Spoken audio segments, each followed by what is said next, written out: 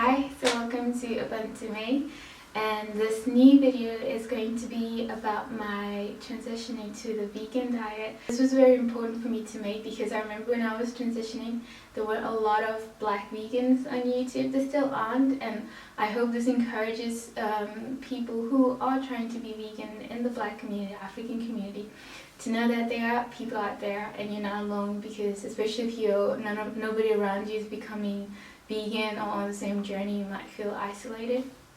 So it's good to know that other people are also right there with you, even though they're far away. So my story, for me it's been kind of like a long journey. That's why I'm trying to appreciate people's own individual journeys as well, because for me it was a very personal and a very slow journey to transitioning to being vegan. But the process or the slowness of it is actually what made me sure that I was at the right place, because my whole mind, my philosophy, my lifestyle, everything, it fit perfectly, and I wasn't just doing it out of there. For me, that worked better. It all started when I was around 16 and I was going to boarding school. The boarding school fortunately was vegetarian, and I come from an African family, and we actually, it's weird because we eat a lot of meat, but we're not crazy about the meat, but for celebration and such we have a lot of meat in our lifestyles or in our cooking. So meat is a big part of that, but we also have a lot of vegetables, a lot of staple. It's very starch solution friendly. We used to eat a lot of meat, and I used to be a big meat eater. Like, I loved my beef, I wasn't such a big fan of chicken, that's more my mom, but I loved beef. I really loved beef a lot. And so I remember when I was 16, I was stalking around, like surfing around on YouTube, and it was during the early conspiracy days when we were reading about conspiracy theories, which later turned out to be truth. So anyway, never mind. And I jumped on a video about animal cruelty in farming factories. And I had never heard of this. Nobody had ever told me anything like this, so I didn't know that this was going on. And I think a lot of vegans take it for granted that you take a lot of time before you realize this is even a reality, because there are so many things put in place to make sure that people don't make the connection, because it hurts sales or it hurts the industry. So it's easier if people don't see that part of it as much. It's not as marketable, the part behind the industry. So I remember seeing that during Christmas holidays while I was home from boarding school, and I couldn't do it anymore. Like, it just for me connected quite easily from never hearing from it to hearing about it, and you feel disgust. And I think it's also because I'm a very I'm a very intuitive person. Like, I lead my life a lot from my stomach, if that makes sense. So I try to do things that feel good or things that I agree with, and I have strong beliefs or philosophies that I try to live by. And I really also always want to be able to stand for the things I do as much as I can. And there just wasn't any more reasons to continue eating meat. Like, it was just that, like, I couldn't support the animal farming industry anymore. So when I was 16, I think by then I was like 16 and a half, I slowly started cutting out meat. Also because I didn't even go on YouTube and be like how to be a vegetarian or anything. I relied on my school, which was vegetarian, but unfortunately they didn't educate us a lot on why they were vegetarian. They just served vegetarian food. So it was kind of like you could always have your own meat on the side if you wanted.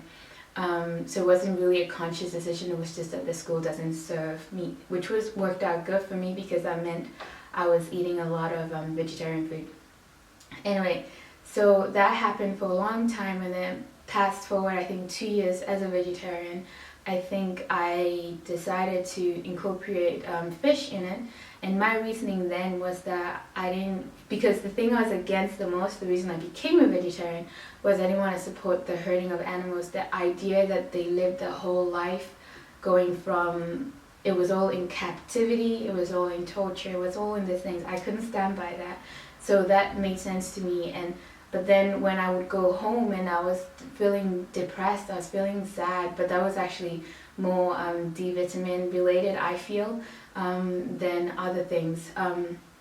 But because I didn't do my own research to discover what you were supposed to eat as a vegetarian, and I didn't rely on educating myself, I just relied on what my boarding school was offering us. So that wasn't really good, and I really recommend that whatever you pro yourself into, even if you move to become vegetarian or vegan from an ethical perspective, it's really important that you do your own research on what you should eat.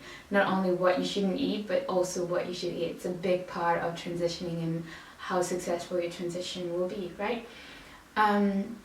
Yeah, so that happened, and then when I was like, that was like 17, 18, I discovered that I wanted to add fish because my idea was, because I didn't have any education in feeding myself good vegetarian food, I related a lot of to my unhealthiness on the fact that I wasn't eating any meat products, and I researched how fish was caught. I didn't even research it, I think I just figured out that fish have one bad day, and I felt like I could live by that. Also because I wasn't eating a lot of fish, it was maybe like twice a month, and I felt like, okay, I can be a pescetarian, so I went from vegetarian to pescetarian.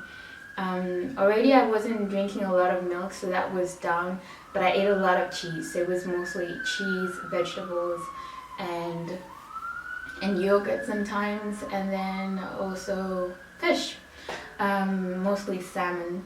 And I just assumed that since fish had only one bad day, I could live with that decision, right? And then fast forward to 2013, December, again, home vacation.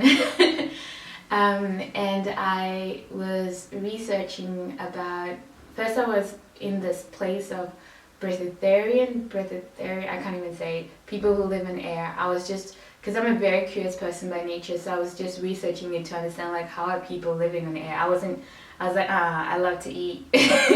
I'm not gonna live on no air. But I remember stumbling on a vegan video, and before that I had a friend who was vegan, and I remember there I was still vegetarian and she was vegan, and I was like, oh my god, I would never be that I will never be. I'm gonna be vegetarian, then later I'm just gonna be pescatarian, and that's it. And lesson to be learned is like, never say never, you never know. Just say that I'll stand with what I can stand with as long as it makes sense to me, because that's what I do usually now. But then yeah, I stumbled on a vegan videos, and I was watching them. Most of them were mostly from Freely, the banana girl, because there weren't a lot of vegans back then either. So I was watching a lot of those, and then I went into the vegan lifestyle, and then I discovered all these documentaries, like even more documentaries than just the one I watched to become vegetarian. It was just about farming. It was random footage. I think it was maybe from an animal organization. But then I got into cow conspiracy, knives over forks, or forks over knives, Thrive, all these things, and I was watching them back to back. I actually have a post of it on my website if you guys want to know which videos to watch, and those really helped me.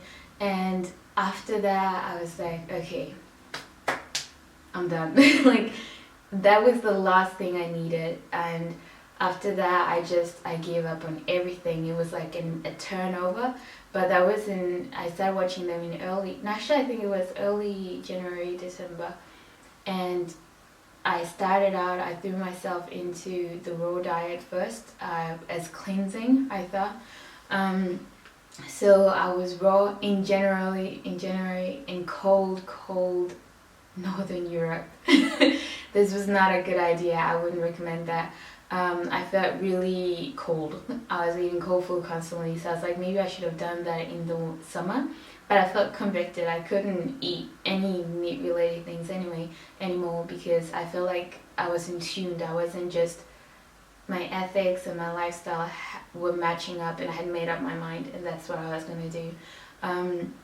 So yeah, then I transitioned 16 days as a raw vegan, and then after that it got too cold. I was going to do a whole month, but I was like, shit, what am I doing? I'm sorry. This is my channel, who cares? Yeah. I was like, I cannot survive any longer feeling cold inside and outside. Plus I'm African, like I'm not a fan of cold, and I just gave up on the raw diet, but I continued to be vegan, of course. And then I was first an 80-10-10, but then later I transitioned into a starch solution. And I think the starch solution worked best for me because especially in relation to my background, the way we ate at home, that worked best for me. And I'll talk more about that in an upcoming video. So then I became a I transitioned to be more of a starch solution, and then later on now I feel I just mix them in different ways. But I think the point is that for me it was very slow change. It didn't come overnight. There are a lot of people who do it that way. They go from eating meat and then suddenly they just don't eat nothing at all, and I think that's also, you can also do it like that. But for me the connection was built differently, and I think that was important for my experience because I know the journey, and I know what I did wrong, and I know what I did right, and I know how to keep doing these things to thrive on this diet, like especially learning about nutrition. You don't just quit what you were eating before. You have to incorporate more food, different foods into your lifestyle. Otherwise you kind of, I don't know, it doesn't work if you just subtract from your diet. You have to look at it more as adding to your diet and moving in a different direction rather than, okay, I'm just cutting things off, because you feel isolated, you feel, not isolated as such, but you feel like you're in the deep water too soon, and you won't feel like you're depriving yourself rather than going on a new adventure in a different direction. So that worked the best for me, I guess. And now of course I'm in charge of my own diet. I'm not in boarding school anymore. And that really helped to understand the nutrition aspect of it in my transition. But yeah, so that was my transition. For me, it wasn't as hard. I seldom have, almost never, but I'm a different kind of vegan or plant-based person. I don't feel like I need to say, okay, there's certain stuff that do disgust me now because I haven't eaten meat in a long time. But there are stuff where I can, if I smell something, because I know it's stored in my brain, and I know my brain associates this smell with pleasure, with happiness, with good family memories. For example, dried meat, like sometimes, not always. Like now thinking about it, I'm like, yeah. Dried is like, do you say braai? No, we say grilled meat. Okay, no, actually it doesn't work anymore. Like now I'm just like, but there are like maybe fish, something like that. I might be like, but I'm never tempted to eat it. I'm never tempted to like, somebody will ask me, if nobody's looking, would you eat a piece of meat? I'm like, why? Like, because for me, I've made the connection. It's not just something I'm doing for the sake of doing it. It's part of my life philosophy, what I understand to be important to me, my own values, and so it made sense from that aspect. And it also helped to read about the health benefits you get from transitioning, because I think you can do it for different reasons. There are people who transition for health benefits, and I would recommend you to do that even if that's all you come with. There are people who do it for ethical reasons. There are people who do it for, I don't know, a variety of reasons. And for me, it started out, of course, with ethical reasons, but then I also got into the health reasons, and those really helped me to stand firm in it, because then I also understood the healthy aspects of what I was eating before and the healthy aspects of eating more of what I'm eating now. So that made it come like full circle, and I felt like I was doing the right thing. I knew I was going to do the right thing anyway, because it made sense to me and my way of looking at life and the world. So yeah, if you are a fellow vegan or if you're transitioning, I hope you stay tuned. If you have any video ideas that you want to ask about, write them to me in some way or manner, and I will try to look into making videos about that as well. The next I think I want to also talk about would be like perhaps the family relation in becoming vegan, especially living in an African household. But yeah, I hope that helped, and I think what I could close with is your journey to your journey. That's so important. It's the same with natural hair. I felt it's your journey. You have to make it make sense to you. If you're doing it, for example, I didn't do mine out of guilt. Nobody made me feel bad about eating meat or anything. I was just convicted that this had to happen, and I stood by that. There's a lot of different views in the vegan community on how people should become vegan. Some think you have no choice, you should just become vegan because you owe it to the animals. And I can understand all aspects of them, but I think the most honest and truest one is the one that you can stand by, because nobody's gonna make sure they have a gun to your head every day so you don't consume meat. And nobody's gonna force you to do it. You have to choose and find out your reasons to go vegan. You have to do your own research. Even if you just watch fellow vegan videos on YouTube, read blogs, you have to make it your journey, because that's the only way I think you'll stick to it, is if you can fully stand by it, fully relate to it, and it's not just an intangible thing that you threw yourself onto because you felt pressured. But I think if you're watching this, you're already on the way. Perhaps you're curious and already there. That's a good place to start. Anyway, so that's the video. I don't want it to be too long. I hope you found it helpful, and I will see you in my next video. Okay, have a nice day.